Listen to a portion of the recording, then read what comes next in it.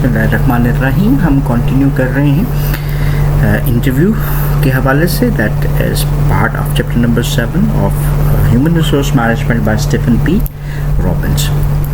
सो last lecture में हमने comprehensive interview के हवाले से बात की थी कि how comprehensive interview can contribute as a selection device, और उसकी यूज़फुलनेस के ऊपर भी बात की थी। इस लेक्चर में हम स्पेसिफिकली बात करेंगे कुछ स्किल्स के हवाले से जो कि इंटरव्यू स्किल्स कहला सकती हैं, and there are some issues which are involved. So हमने कहा था comprehensive interview is a selection device used to obtain in depth information about a candidate. So अभी हम देखते हैं कि इंटरव्यू इफ़ेक्टिवनेस क्या है। क्या इंटरव्यू हमारे लिए इक्वली प्रेडिक्ट कर सकता है? This is a question. So interview का इफ़ेक्टिव होना is the responsibility of a manager, और वो लोग जो कि नहीं एक्सपीरियंस रखते या लिटिल एक्सपीरियंस रखते हैं या ट्रेनिंग्स उनकी उस तरह से नहीं होती कि इंटरव्यूज़ कैसे किए जाते हैं, उनके लिए इंटरव्यू की इफ़ेक्टिवनेस उतनी ज़्यादा शायद नहीं हो सकती। अब अगर इंटरव्यू स्किल की बात करें तो this is an essential element of any managerial job या एंटरप्रेन्योरियल एक्टिविटीज़ जो भी इंडिविजुअल्स परफॉर्म कर रहे होते हैं, कोई स्मॉल बिजनेस मैनेजमेंट में लोग इन्वॉल्व होते हैं, तो उनके लिए इंटरव्यू की इफ़ेक्टिवनेस बहुत नेसेसरी एलिमेंट है। अब इसकी आउटकम क्या आ सकती है? अगर आपने एक अच्छा इंटरव्यू किया, you might be getting a good employ.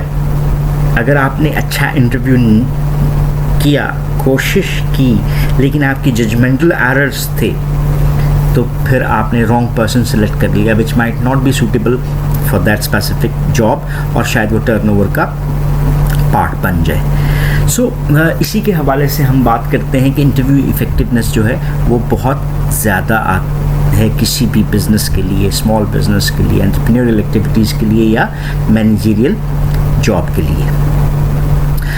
सो कुछ इश्यूज़ के ऊपर बात करते हैं। What are the different types of interview issues. अब इंटरव्यूज़ में हमें कई प्रॉब्लम्स एसोसिएट करती हुई नज़र आती हैं, और जो कि इंटरव्यू टाइप के साथ भी डिफ़र करती हैं। सबसे पहले हम ऐसा कर लेते हैं कि इन इश्यूज़ को देखने से पहले हम इसकी टाइप्स को पढ़ लेते हैं कि इंटरव्यू की टाइप्स क्या हो सकती हैं। सो हमारे पास एक इंटरव्यू होता है, that is one on one interview, यानी इंटरव्यूअर एक है और इंटरव्यूई भी एक है। इंटरव्यूअर हम उस इंडिविजुअल को कहते हैं जो कि इंटरव्यू ले रहा है, और इंटरव्यूई वो पर्सन है जो कि इंटरव्यू दे रहा होता है। So that's for clarification. So one on one encounter आपको नज़र आ सकते हैं जहाँ पे इंटरव्यूअर और इंटरव्यू आपस में बात करते हैं। That is also termed as a traditional interview. हम ट्रेडिशनल किसको कह रहे हैं जी? So these are termed as traditional interviews. Then हमारे पास एक डिफरेंट टाइप आती है, उसको हम कहते हैं पैनल इंटरव्यू, जहाँ पे हमारे पास एक पैनल इन्वॉल्व है। जो इंटरव्यूवर्स हैं वो हमारे पास ज़्यादा होते हैं, जो किसी भी एप्लीकेंट को एट वन टाइम इंटरव्यू कर रहे होते हैं। जैसे 5 लोग हैं, 7 लोग हैं, 10-12 लोग हैं, इसको हमने क्या कह दिया? That is a panel interview. Then हमारे पास एक और पैटर्न आता है इंटरव्यू के हवाले से, that is termed as a situational interview. इसको बिहेवियरल इंटरव्यूज़ भी बाज़ लोग बताते हैं कि हम जो भी इंटरव्यू कर रहे हैं, एक पैटर्न जो फॉलो किया जाता है, उसमें क्वेश्चंस भी पूछे जाते हैं, उसके रिस्पॉन्सेस भी देखे जाते हैं, और वो स्पेसिफिक सिचुएशन से रिलेट होते हैं, जैसे real time activities, what if you are in that situation, what you will do. So इस किस्म के क्वेश्चंस उनसे हैं वो पूछ के इंटरव्यूवी को असेस किया जाता है। सो ये तो हमारे पास आगे डिफरेंट टाइप्स ऑफ इंटरव्यूज़, तो इन्हीं के हवाले से आपको इश्यूज़ भी कुछ हद तक डिफ़र करते हुए नज़र आते हैं। इसमें सबसे पहली चीज़ जो हमारे पास आ जाती है, that is the interviewer bias. Interviewer bias हम किसको कहते हैं जी? एक इमेज जो हमने क्रिएट कर लिया that is not based upon reality, यानी किसी भी चीज़ को हमने ओवरवेट कर दिया और उसकी बेस के ऊपर जजमेंट करने जा रहे हैं तो हमारी जजमेंट्स बायस्ड हो सकती हैं। यहाँ पे जो डेफिनेशन में बताया जा रहा है that is image created by reviewing material such as the resume, application और test scores prior to the actual interview. So हमने एक्चुअल इंटरव्यू को तो उस तरह से नहीं देखा, लेकिन उससे पहले जो इन्फॉर्मेशन आई उसकी बेस के ऊपर एक इमेज क्रिएट कर लिया, चाहे वो रिज्यूमे था, वो एप्लीकेशन थी, जैसे एप्लीकेशन में कुछ मिस्टेक्स हमें नज़र आई तो हमने कहा ये तो फारिग कैंडिडेट है, या उसके स्कोर की बेस के ऊपर कर लिया। So these are called as interviewers बायस।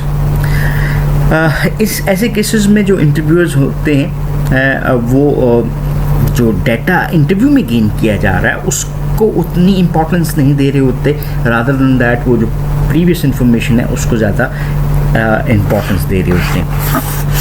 सो इसमें जो एक इमेज है वो हमारे डिसीजन के ऊपर इफ़ेक्ट कर रहा होता है। इमेज जो है वो डिसीजन को नेगेटिवली अमूमन इफ़ेक्ट करता है, जिसकी वजह से हमारी डिसीजन इफ़ेक्टिवनेस जो है वो प्रॉब्लमैटिक हो सकती है।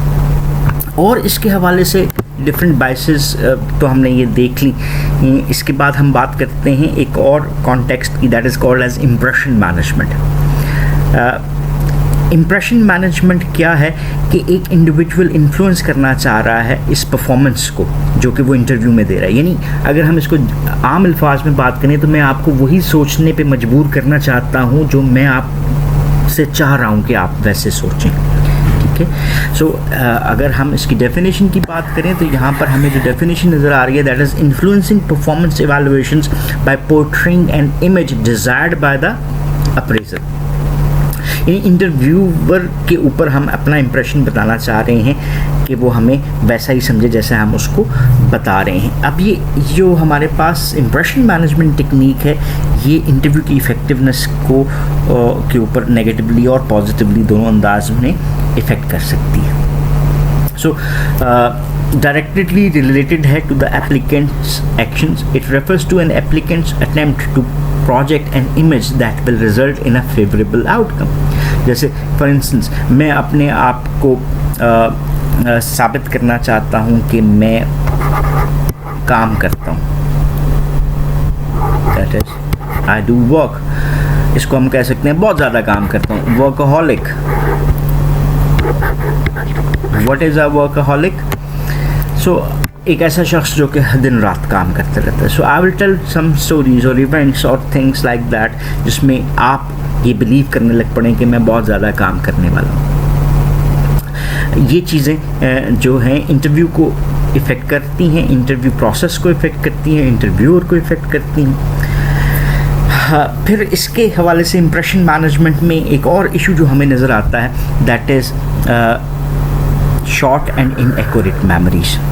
यहाँ पे एक स्टडी भी की गई और स्टडी में ये देखा गया कि डिफरेंट इंटरव्यूज़ के बारे में जो वीडियोस रिकॉर्ड की गई और वो डिफरेंट इंटरव्यूअर्स को दिखाई गई और फिर उनको एक क्वेश्चनर दिया गया कि वो इन इंटरव्यूज़ के बारे में आंसर करें। Those were simple straight forward questions और वहाँ पर जो रेशो आई दैट वाज 50%, यानी 50% of the answers after watching these videos were correct and 50% were incorrect. इस स्टडी ने हमें ये समझने में हेल्प किया कि जो शॉर्ट इंटरव्यूज़ हैं उसमें इन एवरेज पे इंटरव्यूअर जो चीज़ें याद रख सकता है दैट इज़ हाफ। लेकिन इसको हम अगर हेल्प करना चाहते हैं तो यहाँ पे हमारे पास एक तरीक़ाकार आ जाता है that is to take notes.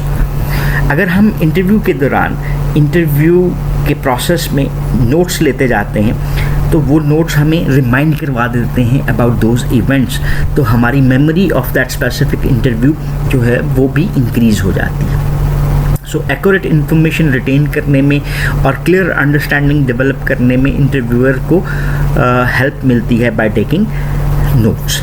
तो ये इम्प्रेशन मैनेजमेंट के हवाले से ये एक इशू है जो कि उसको हमें सपोर्ट भी कर सकता है। फिर इसके बाद हमारे पास आ जाती है कि अगर हम जो सारे का सारा ये प्रोसेस रन कर रहे हैं उसमें greatest value as a selection device in determining an applicant's organisational fit, level of motivation and interpersonal skills, इन चीज़ों को कंसिडर करते हैं, ठीक है।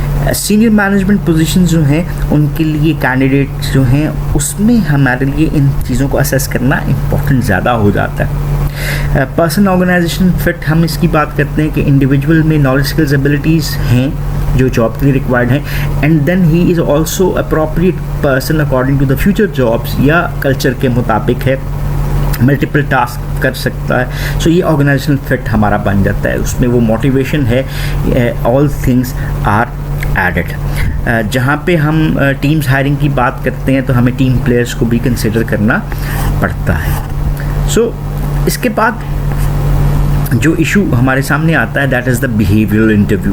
This is one type which is gaining more and more importance.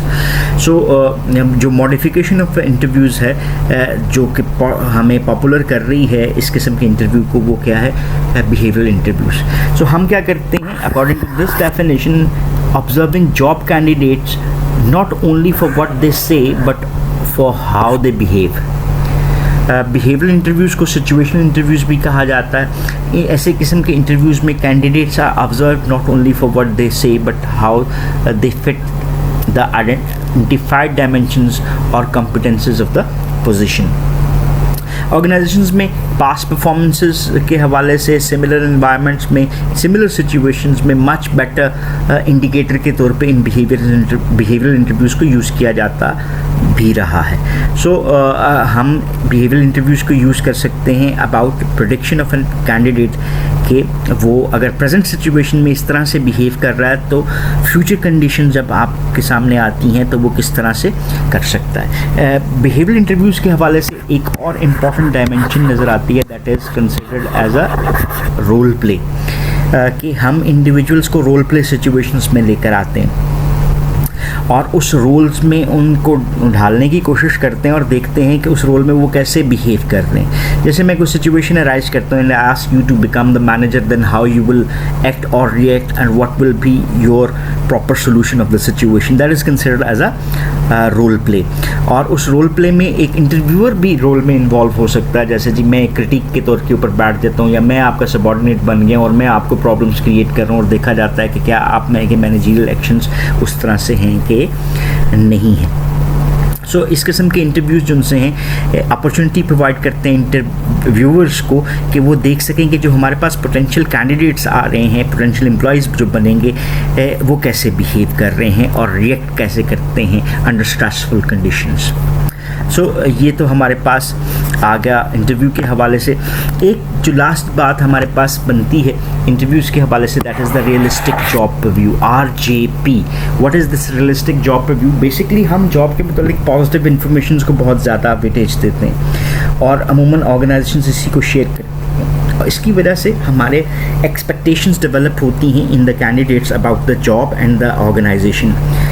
जब वो एक्सपेक्टेशंस पूरी नहीं होती तो कैंडिडेट्स डीमोटिवेटेड होते हैं एंड दे माइट स्विच कर ओवर का पार्ट बन सकते हैं। Realistic job review is a concept जो कि कहता है कि जॉब के साथ जो इन्फॉर्मेशन हम रिलेट करते हैं दैट इज़ द इन्फो, वो पॉजिटिव के साथ साथ अगर हम नेगेटिव इन्फॉर्मेशन भी शेयर करें अबाउट द जॉब, उसकी कंडीशंस के बारे में, तो हम एक बेटर डिसीजन की तरफ लेकर जा सकते हैं। जैसे पॉजिटिव इन्फॉर्मेशन क्या है, आपकी सैलरी हो सकती है, पर्क्स हो सकते हैं, फैसिलिटीज़ हो सकती हैं, प्रमोशनल अपॉर्चुनिटीज़ हो सकती हैं। What are the negative outcomes, जैसे जॉब हैज़र्ड्स हैं, वर्किंग आवर्स हैं, more involvement in a job है, वर्क लाइफ इम्बैलेंस की है, आउटडोर एक्टिविटीज़ में इन्वॉल्वमेंट ज़्यादा है। These might be the negative things जो कि मुझे नहीं पता थी, मैंने जॉब तो ले ली, जब ये मुझे फेस करनी पड़ी तो I felt demotivated and switched my job. So उसके लिए हम ये रियलिस्टिक जॉब रिव्यू के प्रोसेस में इन्वॉल्व होते हैं। प्राइमरी पर्पस किसी भी सिलेक्शन डिवाइस को यूज़ करने का ये होता है कि इंडिविजुअल्स की डिसीजन मेकिंग को फैसिलिटेट किया जा सके ताकि वो फ्यूचर में बेहतर परफॉर्मेंस दे सकें। So one device to achieve all these goals is the realistic job review. So basically ये थ्योरी को एड्रेस कर रहा है that is that unmet expectations of new employees can cause them to be dissatisfied in the job and quit. So so RGP के लिए हम tools कौन से यूज़ करते हैं? हम ब्रोशर्स को यूज़ कर सकते हैं, ऑनलाइन वीडियोज़ को, प्लांट टूर्स को, वर्क सैम्पलिंग और a short script that includes realistic statements that accurately describe the job. So इन टूल्स को हम यूज़ करके एक बेटर अंडरस्टैंडिंग जॉब और ऑर्गेनाइजेशन के बारे में क्रिएट कर सकते हैं। So we are sharing unfavourable information and we are sharing favourable information to facilitate the decision making of the candidate. So इसकी बेस के ऊपर हम बेटर डिसीजन जो हैं वो ले सकते हैं। So that was all about certain issues जो कि किसी भी इंटरव्यू में हमें फेस करने पड़ सकते हैं। So the important thing that you must review, that is the steps of effective interviewing. Inshallah we will be having a separate video regarding that as well. So इसको यहाँ पर हम conclude करते हैं और next lecture में हम बात करेंगे selection process के अगले steps के ऊपर. So thank you very much for watching this video. Have a nice time. Allah Hafiz.